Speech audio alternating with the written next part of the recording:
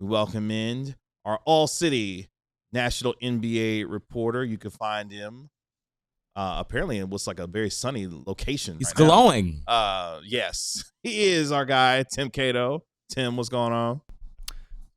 Well, we got a story published on all platforms about Basketball Reference. We can talk about that for a little bit. Mostly here to talk Mavs. Who it's what a predicament this trade deadline is going to be for them. I was talking to somebody in the NBA who works for an office, and they were just like, this would be a messy compilation of competing interests and just kind of a awkward trade market for Anthony Davis if this was a full-time front office. And you are like, this is really a situation where the interim front office is being put in a position where they have to either double down on themselves and the vision that they think the team should be going, or they have to kind of adjust and hope that they are going in the same direction as, a full-time general manager would be.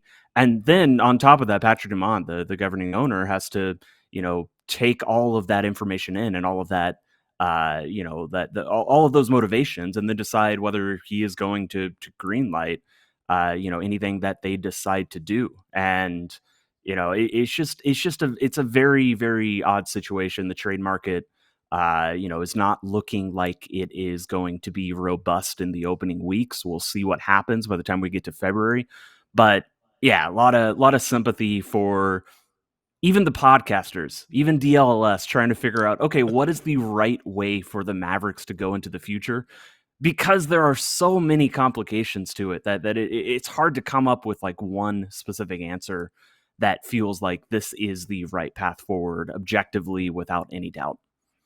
Jason Kidd and the Mavericks, who had practice today, says that Anthony Davis is questionable tomorrow with the left calf contusion. Brandon Williams is questionable as well with the right Achilles soreness that both of them missed the game against the Utah Jazz with. So the predicament not only is with the future, but obviously getting AD on the court for consistent stretches of time for even an evaluation to be had is an issue to even decide on what the potential in immediate future. Yeah, and it's unfair. Like, him being on the court doesn't raise his value, but him being off of it probably does lower it the longer stretches he's unable to, just put a few games together at a time.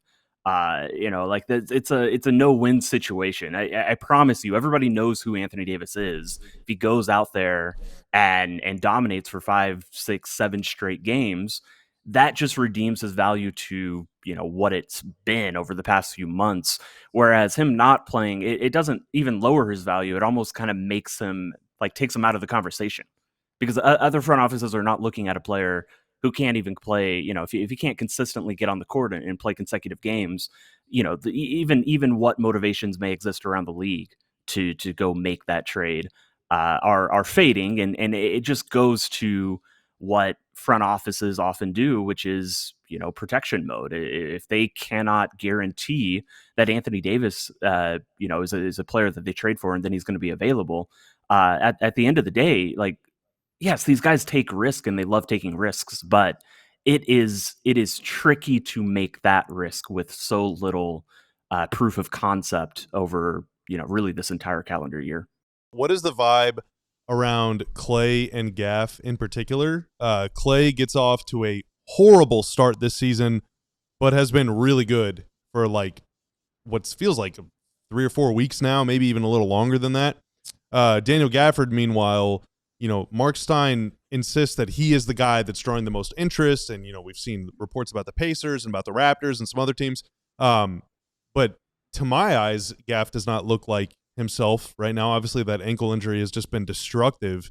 What do you hear, or what do you know, or what do you think about the way the league views those two guys in particular?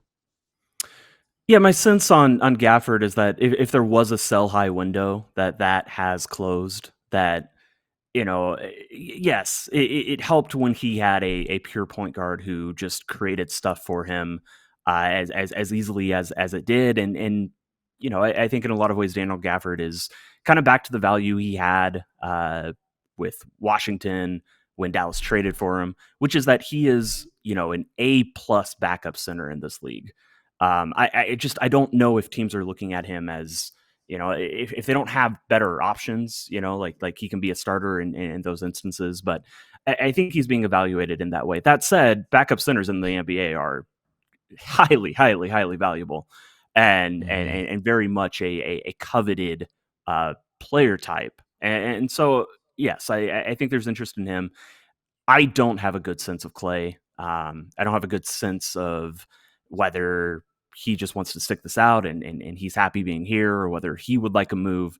And I don't have a good sense of if there's teams that maybe not right now. Right now you look at the salary owed into next season, and you think, like pretty much all front offices are like, well, we don't really want to take on salary for him going into next year. If you get close to the deadline, it's possible that teams kind of feel, maybe especially Eastern Conference teams with the state of the conference, feel like any move might be the necessary move. So I could see the market rebounding, but I just don't have a good sense of it right now. What kind of is your sense as we move, we're less than 6 weeks away from the NBA trade deadline, about what this trade season could overall look like? Is it, hey, we're waiting for the Giannis domino to fall and then everything else will fall after that? Or are teams trying to decide whether or not to make moves regardless of whether or not Giannis gets moved at the deadline? You guys are burning out your Stein questions, and he's gonna be the best possible resource on this. But it does seem like it's shaping up for a little bit more of a quiet, or maybe a slow burn trade deadline as we get closer. Giannis certainly is kind of a gum in the machine. That's absolutely true, but that's true most trade deadlines, and sometimes trades and moves and transactions still get worked around the edges because, if every single deadline you are waiting for, the one potential star, there's almost a star every single deadline that is kind of in this limbo state.